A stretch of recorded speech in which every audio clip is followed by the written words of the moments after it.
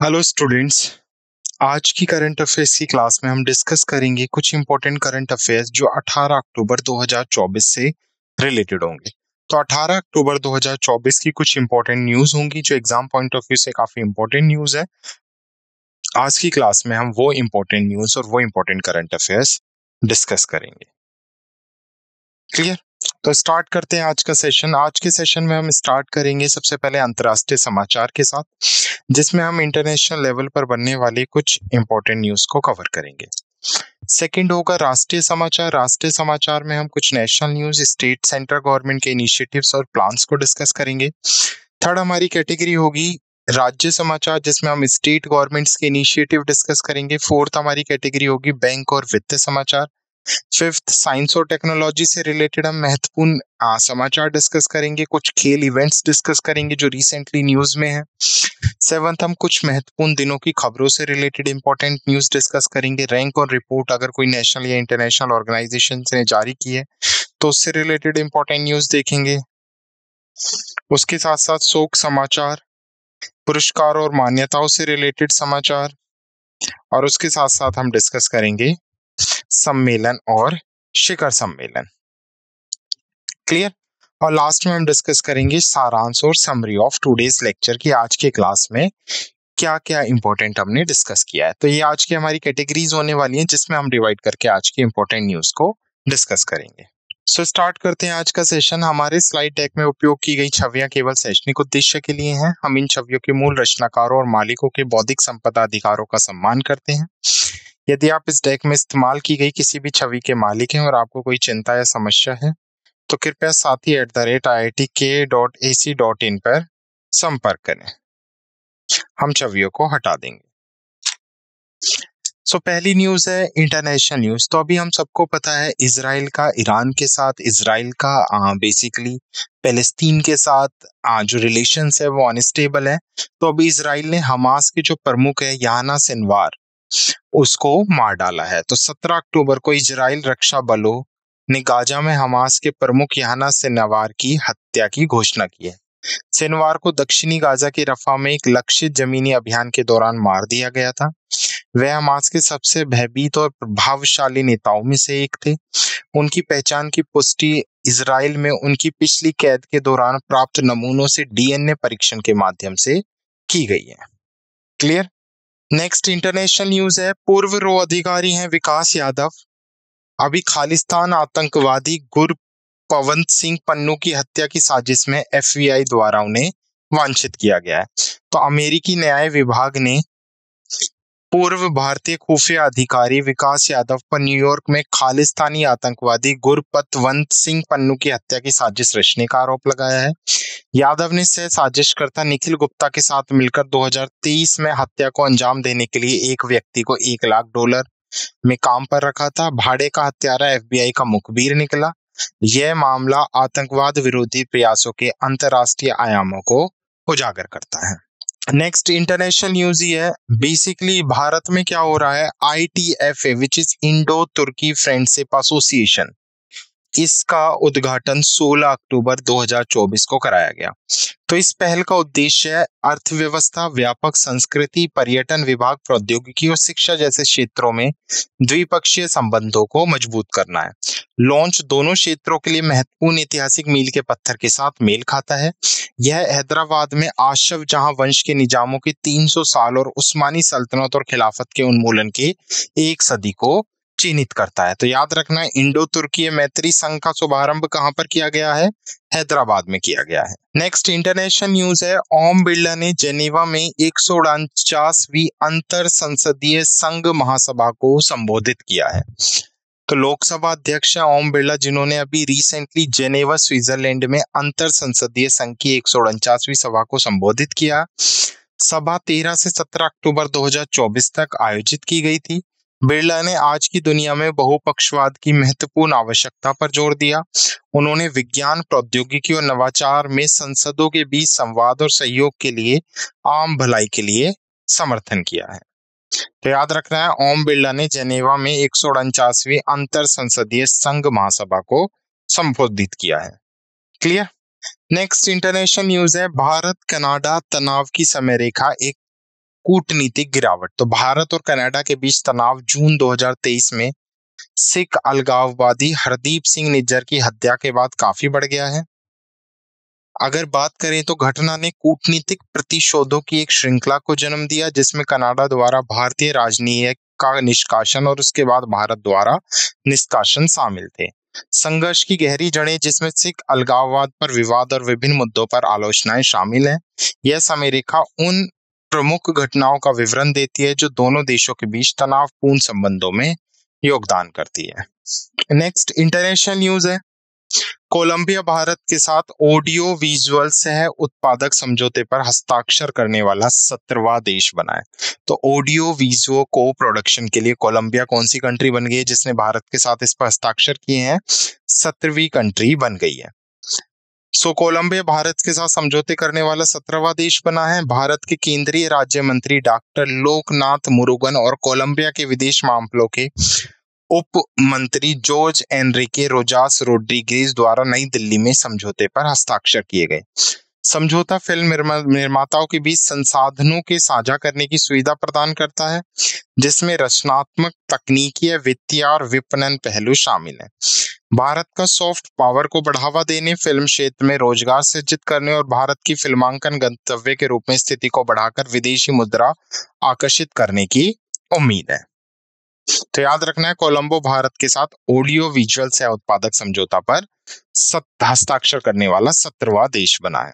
Okay, supreme court ने अभी क्या किया है, जो नागरिकता अधिनियम की धारा 6A है उसे 4-1 के डिसीजन से बरकरार रखा है। यानी 4 जजेस सहमत थे इसके लिए और 1 जज सहमत नहीं थे। तो 4:1 के बहुमत से नागरिक अधिनियम की धारा 6A को बरकरार रखा है। मुख्य न्यायाधीश DY चंद्रचूड़ ने बेंच का नेतृत्व किया। असम समझौते और असम में बांग्लादेश से अवैध आवर्जन को संबोधित करने में इसकी भूमिका की पुष्टि की गई। न्यायमूर्ति JB पडिवाला ने असहमति जताते हुए धारा 6 को असंवैधानिक बताया। इस निर्णय को भारत में आवर्जन कानून के संदर्भ में एक महत्वपूर्ण निर्णय के रूप में भी देखा जा रहा है। नेक्स्ट, घोटाला से बचो, सरकार और मेटा ऑनलाइन घोटालों से लड़ने के लिए एकजुट हुई। तो मेटा की टीम और गवर्नमेंट ऑफ इंडिया ने अभी क्या किया है, घोटालों से लड़ने के लिए स्कैम से बचो इनिशिएटिव स्टार्ट किया है। तो सूचना और प्रसारण सचिव हैं श्री संजय जाजू ने नई दिल्ली में स्कैम से बचो अभियान के शुभारंभ पर मुख्य भाषण दिए। यह पहल ऑनलाइन घोटालों और साइबर धोखाधड़ी की बढ़ती लहर से निपटने के लिए मेटा और प्रमुख सरकारी मंत्रालयों के बीच एक सहयोग है। अभियान का उद्देश्य जनता को ऑनलाइन धोखाधड़ी को पहचानने और उससे बचने के बारे में शिक्षित करना है। यह साइबर सुरक्षा को बढ़ाने और नागरिकों को डिजिटल धोखाधड़ी से बचाने के लिए एक महत्वपूर्ण कदम भी है। तो याद रखना है, घोटाले से बचो के इनिशिएटिव किसका है? गवर्नमेंट और मेटा ऑनलाइन का। नेक्स्ट न्यूज है नेशनल न्यूज। भारतीय रेलवे ने अग्रिम आरक्षण अवधि को 120 से घटाकर 60 दिन कर दिया है। मीन्स हम जो एडवांस में रेलवे टिकट बुक कराते थे पहले 120 दिन तक बुक करा सकते थे और अभी उसको क्या कर दिया है, 60 दिन कर दिया है, जो 1 नवंबर से प्रभावी होगा। इसका उद्देश्य महीनों पहले की गई टिकट बुकिंग के लिए धनराशि के अवरोध को कम करके यात्री सुविधा को बढ़ाना है। त्योहार जैसे चरम यात्रा मौसमों के दौरान यह विशेष रूप से लाभकारी होने की उम्मीद है। नेक्स्ट नेशनल न्यूज है। डाक विभाग और अमेजन ने भारत में लॉजिस्टिक्स और ई कॉमर्स को बढ़ावा देने के लिए क्या किया है, एक समझौता किया है। तो 2 ऑर्गेनाइजेशन है, डिपार्टमेंट ऑफ पोस्ट भारत का और उसके साथ साथ अमेजन। तो ई लॉजिस्टिक्स और ई कॉमर्स को बढ़ाया जा सके इसके लिए दोनों ने समझौता किया है। तो समझौता भारत के विशाल डाक नेटवर्क का उपयोग करके पैकेज भेजने और प्राप्त करने के लिए अमेजन के साथ पिछले सहयोग का विस्तार करता है। कुशल वशिष्ठ महाप्रबंधक डाक विभाग और वेंकटेश तिवारी निर्देशक अमेजन सेलर सर्विस द्वारा समझौते ज्ञापन पर हस्ताक्षर किए गए।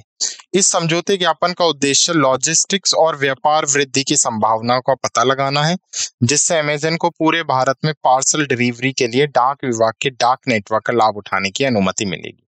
दोनों पक्षों द्वारा तिमाही समीक्षाएं की जाएंगी ताकि उनकी साझेदारी के लिए विकास को ट्रैक किया जा सके और इसे मजबूत करने के नए अवसर तलाशे जा सकें। नेक्स्ट, महर्षि वाल्मीकि का नाम सभी एसटी स्कूलों और रायचूर विश्वविद्यालयों के लिए सीएम सिद्धारमैया। तो कर्नाटका के मुख्यमंत्री हैं सिद्धारमैया। इन्होंने घोषणा की है कि राज्य के सभी अनुसूचित जनजाति जो एसटी है आवासीय विद्यालयों रायचूर विश्वविद्यालय का नाम महर्षि वाल्मीकि के नाम पर रखा जाएगा। घोषणा वाल्मीकि की जयंती पर पिछड़ा वर्ग कल्याण विभाग द्वारा आयोजित एक कार्यक्रम में की गई थी। इस कदम का उद्देश्य महर्षि वाल्मीकि के योगदानों का सम्मान करना है। यह राज्य की ऐतिहासिक व्यक्तियों को मान्यता देने और उनके उत्सव मनाने की प्रतिबद्धता को भी दर्शाता है। नेक्स्ट स्टेट न्यूज है, उत्तराखंड के 416 मदरसों में संस्कृत अनिवार्य कर दी गई है। इस पहल का उद्देश्य शैक्षणिक पाठ्यक्रम को सुदृढ़ बनाना और छात्रों को शैक्षणिक वृद्धि का समर्थन करना है। बोर्ड इस परिवर्तन को औपचारिक रूप देने के लिए राज्य के सांस्कृतिक विभाग के साथ एक समझौते ज्ञापन पर हस्ताक्षर करने की योजना बना रहा है। यह पारंपरिक और आधुनिक शिक्षा के एकीकरण की दिशा में एक महत्वपूर्ण कदम भी है। नेक्स्ट स्टेट न्यूज है, झारखंड कैबिनेट ने महिलाओं को मानदेय और प्रमुख पहलों को बढ़ावा दिया है। तो इस झारखंड की सीएम है हेमंत सोरेन, जिन्होंने कैबिनेट ने मैया सम्मान योजना के तहत महिलाओं को मासिक मानदेय 1000 से बढ़ाकर 2500 रुपए कर दिया है। तो स्कीम याद रखनी है, मैया सम्मान योजना, जिसमें महिलाओं को पहले 1000 रुपए दिए जाते थे और अब कितने जाएंगे, 2500 रुपए। इस निर्णय को बीजेपी की गोगो दीदी योजना के जवाब के रूप में देखा जा रहा है, जो महिलाओं को प्रतिवर्ष 2100 रुपए देने का वादा करती है। राज्य में बुनियादी ढांचे, शिक्षा और सामाजिक कल्याण में सुधार के उद्देश्य से कैबिनेट ने 28 प्रस्तावों को मंजूरी दी है। यह पहले नागरिक के जीवन की गुणवत्ता को बढ़ाने के लिए सरकार की प्रतिबद्धता को दर्शाती है। क्लियर? तो झारखंड कैबिनेट ने महिलाओं के मानदेय और प्रमुख पहलों को बढ़ावा दिया है। डन। नेक्स्ट है मेरा हाउ चोकबा, मणिपुर में एकता का उत्सव। तो मणिपुर में चल रहे जातीय तनाव के बीच मेरा हाउ चोकबा त्योहार मनाया गया। यह वार्षिक उत्सव स्वदेशी समुदायों के बीच भाईचारे और सद्भाव को मजबूत करने के उद्देश्य से एक महत्वपूर्ण सांस्कृतिक कार्यक्रम के रूप में कार्य करता है। मणिपुर की समृद्ध सांस्कृतिक विरासत को यह उजागर करता है और यह त्योहार क्षेत्र में एकता और शांति का भी प्रतीक है। तो याद रखना, मेरा हाउ चोकबा मणिपुर में सेलिब्रेट किया गया है। नेक्स्ट बैंक और फाइनेंस से है, आरबीआई ने अभी नबी फिनसर्व 3 एनबीएफसी को उधार देने के उल्लंघन के लिए प्रतिबंधित किया है। तो आरबीआई से न्यूज है, देखते हैं एक बार क्या क्या इंपॉर्टेंट पॉइंट्स यहां से बन सकते हैं। सो भारतीय रिजर्व बैंक ने 4 गैर बैंकिंग वित्तीय कंपनियों को 21 अक्टूबर 2024 से ऋण स्वीकृत करने और वितरित करने से रोक दिया है। प्रभावित एनबीएफसी में सचिन बंसल की नवी फिनसर्व, आशीर्वाद माइक्रो फाइनेंस, आरोहन फाइनेंस सर्विसेज और डीएमआई फाइनेंस शामिल है। ये कंपनियां अत्यधिक ब्याज दरें वसूलने और नियामक मूल्य निर्धारित नीति का पालन करने में विफल रहने के लिए दोषी पाई गई हैं। यह कदम आरबीआई की अत्यधिक ब्याज दरें और दिशा निर्देशों के अनुपालन न करने पर चल रही कार्रवाई का हिस्सा है। नेक्स्ट है बैंक और फाइनेंस से ही है, भारत और दक्षिण कोरियाई बॉन्ड 2025 में एफटीएसी रसेल सरकारी सूचकांक में शामिल होंगे। तो इंपॉर्टेंट न्यूज है ये काफी। तो 8 अक्टूबर 2024 को बेसिकली क्या होगा, एफटीएसी रसेल ने घोषणा की कि भारत और दक्षिणी कोरियाई सरकारी बॉन्ड 2025 में एफटीएसी रसेल सरकारी सूचकांकों में शामिल होने जा रहे हैं। भारत संप्रभुत्व ब्रांड को सितंबर 2025 से उभरते बाजारों के सरकारी बॉन्ड सूचकांक में शामिल किया जाएगा। दक्षिण कोरियाई सरकारी बॉन्ड नवंबर 2025 से विश्व सरकारी बॉन्ड सूचकांक में शामिल किए जाएंगे। भारतीय बॉन्ड ईएमजीबीआई का 9.35% हिस्सा होगा, जिसमें भारत चीन के बाद दूसरा सबसे बड़ा घटक बन जाएगा। सितंबर 2023 में भारतीय बॉन्डों की जेपी मॉर्गन के जीबीआई ईएम में शामिल करने की घोषणा के बाद से भारतीय बॉन्डों ने लगभग 18.5 बिलियन अमेरिकी डॉलर की विदेशी निवेश को आकर्षित किया है। नेक्स्ट है, जियो पेमेंट बैंक को एएमएसएफआई से म्यूचुअल फंड वितरण लाइसेंस प्राप्त हुआ है। तो जो एएमएफआई है, which is association of mutual fund India, उसने अभी जियो पेमेंट को म्यूचुअल फंड वितरण लाइसेंस प्रदान कर दिया है। तो यह लाइसेंस बैंक को प्रत्यक्ष म्यूचुअल फंड योजनाओं का वितरण करने और प्रति लेन देन 2 रुपए की सीमा तक लेन देन शुल्क प्राप्त करने में सक्षम बनाता है। वर्तमान में अगर मैं बात करूं, एएमएफआई के पास 15 श्रेणी एक ईओपी पंजीकृत है। एएमएफआई म्यूचुअल फंड वितरण को एक विशेष कोड ARN प्रदान करता है, जिससे सुनिश्चित होता है कि म्यूचुअल फंड वितरण का पंजीकरण है और वह उद्योग के नियमों का पालन करता है। अगस्त 2024 में जियो फाइनेंशियल सर्विसेज ने जियो पेमेंट बैंक में अपनी हिस्सेदारी 78.95 से बढ़ाकर 82.17 कर दी, जिसमें 68 करोड़ रुपए का निवेश किया। नेक्स्ट सेबी से है। सेबी ने AGM which is annual general meeting के लिए डिजिटल छूट को सितंबर 2025 तक बढ़ा दिया है। तो ये 30 सितंबर 2025 तक जो डिजिटल छूट है उसको अभी सेबी ने इंक्रीज कर दिया है। तो यह छूट सितंबर 2024 तक मान्य थी और जिसे एक और वर्ष के लिए बढ़ाया गया है। तो कॉर्पोरेट मामलों के मंत्रालय ने 19 सितंबर 2024 को एक परिपत्र जारी कर विस्तार की घोषणा की। सूचीबद्ध कंपनियों को 11 जुलाई 2023 की सेबी की मास्टर सर्कुलर में विस्तृत विशिष्ट शर्तों का पालन करना आवश्यक है। छूटें कंपनी अधिनियम 2013 के प्रावधानों के अधीन है। नेक्स्ट, नीति आयोग ने फाइनेंशियल ईयर 2025 के लिए परिसंपत्ति मुद्रीकरण लक्ष्य को बढ़ाकर 1.9 ट्रिलियन रुपए कर दिया है। तो नीति आयोग ने वित्त वर्ष 24-25 के लिए परिसंपत्ति मुद्रीकरण लक्ष्य को 23,000 करोड़ रुपए से बढ़ाकर 1.9 ट्रिलियन रुपए कर दिया है। इस कदम का उद्देश्य फाइनेंशियल ईयर 22 से 25 की अवधि के लिए राष्ट्रीय मुद्रीकरण पाइपलाइन के तहत निर्धारित 6 ट्रिलियन रुपए के कुल लक्ष्य को प्राप्त करना है।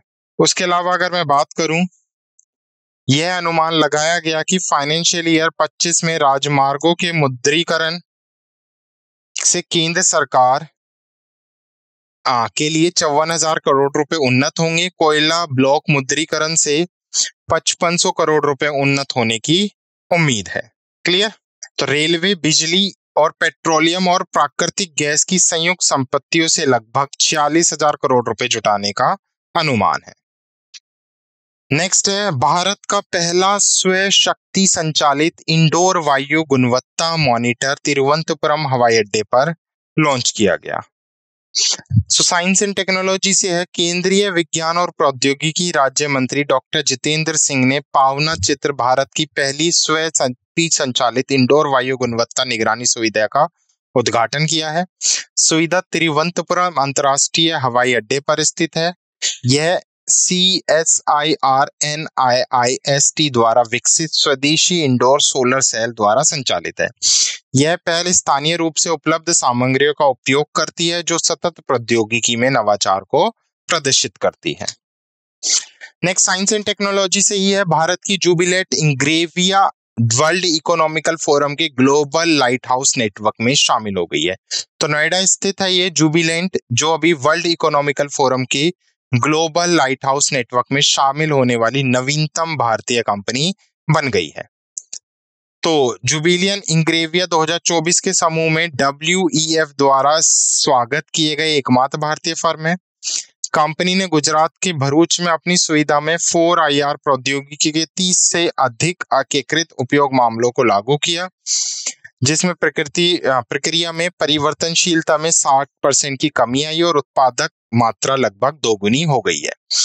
जुबिलेंट इंग्रेविया अगले 3 वर्षों में अपने उत्सर्जन को 20% तक कम करने का लक्ष्य रखती है और अपने सभी संयंत्रों में डिजिटल हस्तक्षेप को संस्थागित बनाने के लिए प्रतिबद्ध है। उसके अलावा GLN 172 उद्योग नेताओं का एक समूह है जो विनिर्माण में अत्याधुनिक चौथी औद्योगिक क्रांति प्रौद्योगिकी उपयोग में अग्रणी है।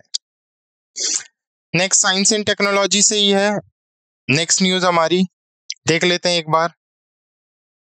साइंस एंड टेक्नोलॉजी से क्या न्यूज है? तो छोटा पथरीला ग्रह बर्नार्ड बी ESO के VLT द्वारा खोजा गया। तो खगोलविदों ने यूरोपियन दक्षिणी वेधशाला के बहुत बड़े दूरबीन का उपयोग करके एक लाल बौने तारे बर्नार्ड के तारे की परिक्रमा करते हुए एक ब्रह्म ग्रह की खोज की है। नया एक्सोप्लैनेट बर्नार्ड बी के नाम से जाना जाता है और इसका व्यास लगभग 6,000 मील 9700 किलोमीटर होने का अनुमान है, जो पृथ्वी के व्यास का लगभग 3/4 है।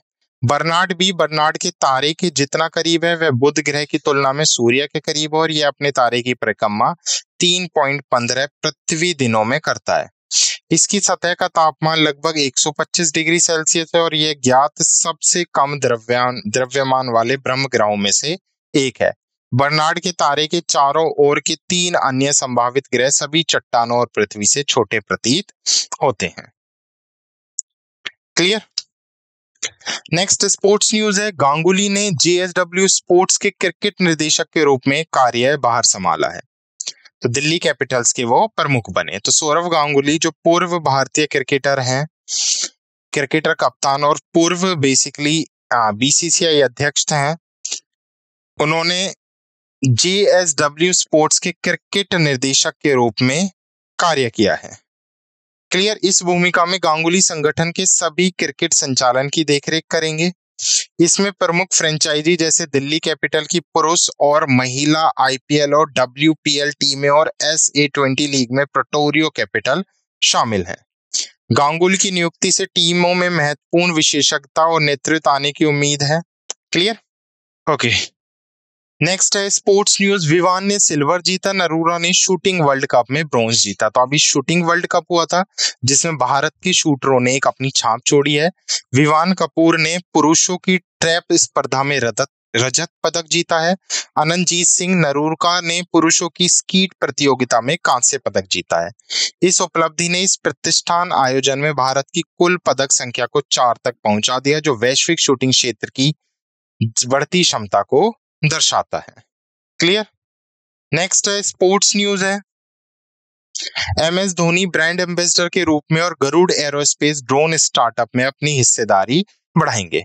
तो पूर्व भारतीय क्रिकेटर कप्तान MS धोनी को चेन्नई स्थित गरुड़ एरोस्पेस का ब्रांड एम्बेसडर बनाया गया है। धोनी ने ड्रोन स्टार्टअप में अपनी हिस्सेदारी बढ़ाई है। MS धोनी ने 2022 में गरुड़ एरोस्पेस के साथ अपना जुड़ाव शुरू किया, जब प्रधानमंत्री मोदी द्वारा 100 स्थानों पर 100 ड्रोन को हरी झंडी दिखाई गई। तो गरुड़ एरोस्पेस एक ड्रोन समाधान प्रदाता है जो भारत की बढ़ती मानव रहित हवाई वाहनों की आवश्यकता को पूरा करने के लिए नवीन तकनीकों का उपयोग करता है। कंपनी ने थेल्स, एग्रोविक और स्पिरिट एरोनॉटिक जैसी कंपनियों के साथ महत्वपूर्ण अंतरराष्ट्रीय साझेदारी की है। क्लियर। नेक्स्ट इंपॉर्टेंट डे से न्यूज है, राष्ट्रीय डाक सप्ताह जो 7 से 11 अक्टूबर तक मनाया गया, डाक सेवा जन सेवा थीम के साथ। तो राष्ट्रीय डाक सप्ताह भारतीय डाक सेवाओं का वार्षिक उत्सव है जो राष्ट्रीय सामाजिक आर्थिक विकास में इंडिया पोस्ट की उभरती भूमिका को दर्शाता है। ठीक है। थीम इस बार की डाक सेवा जन सेवा रही है। राष्ट्रीय डाक सप्ताह उस सप्ताह में मनाया जाता है जिसमें संयुक्त राष्ट्र के विश्व डाक दिवस का उत्सव शामिल होता है, जो प्रतिवर्ष 9 अक्टूबर को मनाया जाता है। तो विश्व डाक दिवस 2024 का विषय जो यूनिवर्सल पोस्टल यूनियन की 150वीं वर्षगांठ को चिन्हित करता है, उसकी थीम है संचार को सक्षम करने और राष्ट्रों के बीच लोगों को सशक्त बनाने के 150 वर्ष। नेक्स्ट विश्व प्रवासी पक्षी दिवस 2024 जो हमने 12 अक्टूबर को सेलिब्रेट किया विद द थीम ऑफ कीड़ों की रक्षा करें, पक्षियों की रक्षा करें। क्लियर। तो 11 मई और 12 अक्टूबर को साल में ये 2 बार सेलिब्रेट किया जाता है। इसका उद्देश्य क्या है? प्रवासी पक्षियों के प्रति जागरूकता बढ़ाना और उन्हें संरक्षित करने के लिए अंतर्राष्ट्रीय सहयोग की आवश्यकता पर जोर देना। डन। ओके। 2023 में बात करें तो 13 मई 14 अक्टूबर को मनाया गया था और 2025 में 10 मई और 11 अक्टूबर को मनाया जाएगा। Next ministry of statistics and programme implementation ने व्यापक वार्षिक मॉड्यूल सर्वेक्षण जारी किया है जुलाई 2022 से जून 2023 तक। तो यह सर्वेक्षण राष्ट्रीय नमूना सर्वेक्षण के 79वें दौरे का हिस्सा था जो जुलाई 2022 से जून 2023 तक आयोजित किया गया। ग्रामीण क्षेत्रों में लगभग 96.5% 15 से 24 वर्ष की आयु के व्यक्ति सरल वाक्य पढ़ और लिख सकते हैं और बुनियादी अंकगणितीय गणनाएं कर सकते हैं, जबकि शहरी क्षेत्र में यह आंकड़ा 97.9% है। 15 से 29 वर्ष की आयु के व्यक्तियों के लिए ग्रामीण क्षेत्र में साक्षरता दर 95.3% है जो शहरी क्षेत्र में 97.4% है, जबकि कुल मिलाकर यह आंकड़ा 95.9% है। भारत में 15 वर्ष उससे अधिक आयु के लोगों के लिए औसत औपचारिक शिक्षा के वर्ष 8.4 वर्ष है, जो 25 वर्ष और उससे अधिक आयु के व्यक्तियों के लिए घटकर 7.5% वर्ष हो गए हैं। Clear. Next rank and report से है नेक्स्ट क्वेश्चन। तो पिछले 50 वर्षों में निगरानी की गई वन्यजीव आबादी में 73% की कमी आई है according to world wide fund for nature. तो world wide fund for nature ने अपनी 15वीं संस्करण जारी किया है लिविंग प्लेनेट रिपोर्ट्स का, जिसमें बताया गया है कि 50 वर्षों में वन्य जीव आबादी में 73% की कमी आई है। तो WWF वन्यजीव जनसंख्या प्रवृत्ति को ट्रैक करने के लिए ZSL लंदन की प्राणीशास्त्र सोसाइटी द्वारा प्रदान की गई लिव इन प्लेनेट इंडेक्स का उपयोग करता है। उसके साथ साथ वन्यजीव जनसंख्या में सबसे तेज गिरावट लैटिन अमेरिका और कैरिबियन में आई है, जो 95% है। अफ्रीका में 76% है और एशिया प्रशांत में ये 60% है। क्लियर। उसके अलावा अगर मैं बात करूं, रिपोर्ट में वन्यजीव जनसंख्या के संरक्षण के लिए अंतर्राष्ट्रीय सहयोग की तत्काल आवश्यकता पर जोर दिया गया है। Next, Mukesh Ambani Forbes. तो अभी फोर्ब्स ने क्या किया है, अपनी लिस्ट जारी की है, जिसमें भारत में सबसे अमीर मुकेश अंबानी है और गौतम अडानी दूसरे स्थान पर है। मुकेश अंबानी ओवरऑल इंडिया में बात करें तो कौन से स्थान पर है, 9वें स्थान पर है। सो मुकेश अंबानी जो रिलायंस इंडस्ट्री लिमिटेड के चेयरमैन और प्रबंधक निर्देशक हैं, उन्होंने फोर्ब्स इंडिया की 100 सबसे अमीर 2024 सूची में 119.5 बिलियन अमेरिकी डॉलर की अनुमानित संपत्ति के साथ शीर्ष स्थान बरकरार रखा है। गौतम अडानी 116 बिलियन संपत्ति के साथ दूसरे स्थान पर रहे हैं। वहीं अगर मैं बात करूं, सावित्री जिंदल जो ओपी जिंदल समूह की मुखिया है, वो 43.7 बिलियन अमेरिकी डॉलर की कुल संपत्ति के साथ पहली बार सूची में तीसरे स्थान पर आई है। गौतम अडानी की संपत्ति 2024 में 48 अरब डॉलर अमेरिकी डॉलर बढ़ी, जो किसी भी भारतीय द्वारा एक वर्ष में सबसे अधिक वृद्धि है। मुकेश अंबानी सूची में दूसरे सबसे बड़े लाभार्थी हैं, जिनकी संपत्ति 2023 की तुलना में 27.5 बिलियन अमेरिकी डॉलर बढ़ी है। क्लियर। नेक्स्ट है, पूर्व एम्स निदेशक और पद्म भूषण पुरस्कार से सम्मानित डॉक्टर पी वेणुगोपाल का निधन हो गया है। तो 8 अक्टूबर 2024 को पद्म भूषण पुरस्कार से सम्मानित डॉक्टर पी वेणुगोपाल जो एक हृदय शल्य चिकित्सक थे, उनका 82 वर्ष की उम्र में निधन हो गया। वे 1970 के दशक के भारत में आधुनिक हृदय शल्य चिकित्सक तकनीकों को पेश करने में महत्वपूर्ण भूमिका निभा रहे थे। उन्होंने 3 अगस्त 1994 को भारत में पहला हृदय प्रत्यारोपण और एशिया का पहला लेफ्ट वेंटिकुलर असिस्टेंस डिवाइस प्रत्यारोपण किया। उन्होंने हृदय ऊतक की मरम्मत के लिए भारत में स्टेम सेल थेरेपी की शुरुआत की और टाइप 2 मधुमेह के इलाज के लिए एक प्रक्रिया भी शुरुआत की। उन्हें 50,000 से अधिक ओपन हार्ट सर्जरी करने और दुनिया भर में 100 से अधिक कार्डियोथोरेसिस सर्जन को प्रशिक्षित करने का श्रेय भी जाता है। क्लियर।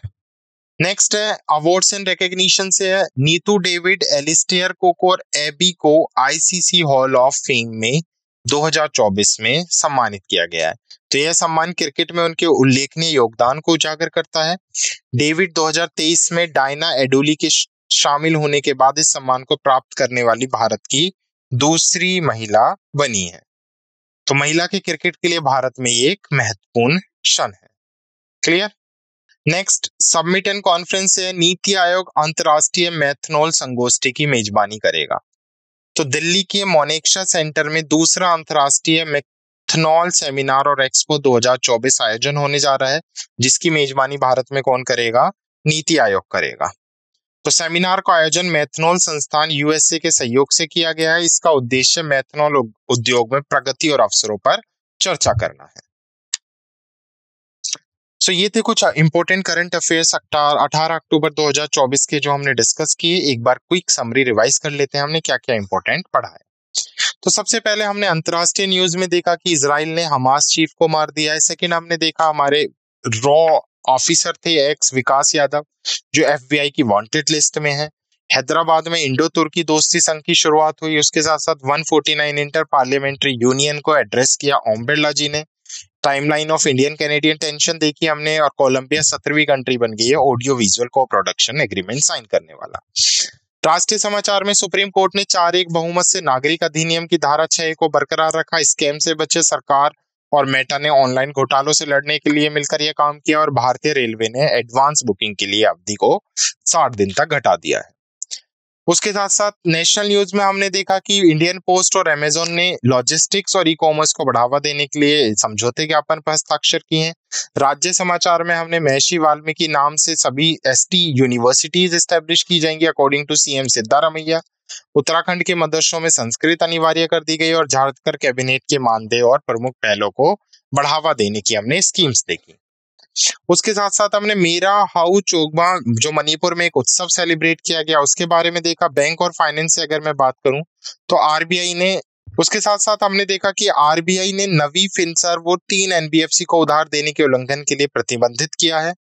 भारत और दक्षिण कोरिया का बॉन्ड देखा। जियो पेमेंट बैंक का म्यूचुअल फंड वितरण लाइसेंस प्राप्त हुआ है, उससे रिलेटेड न्यूज देखी। सेबी ने एजीएम के लिए डिजिटल छूट को सितंबर 2025 तक बढ़ा दिया है।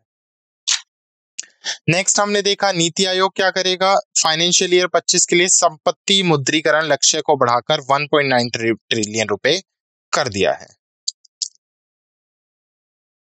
नेक्स्ट साइंस एंड टेक्नोलॉजी से भारत का पहला स्वचालित इंडोर वायु गुणवत्ता मॉनिटर तिरुवनंतपुरम हवाई अड्डे पर लॉन्च किया गया। उसके साथ साथ WEF के ग्लोबल लाइट हाउस नेटवर्क में शामिल होने वाला भारत की जुबलियन ईगल इवेंट बेसिकली हमने देखी और ईएसओ के वीएलटी द्वारा छोटे चट्टान ग्रह बर्नार्ड बी का पता लगाया गया है। खेल में हमने सौरव गांगुली से देखा जिन्होंने चार्ज लिया JSW sport director of the cricket.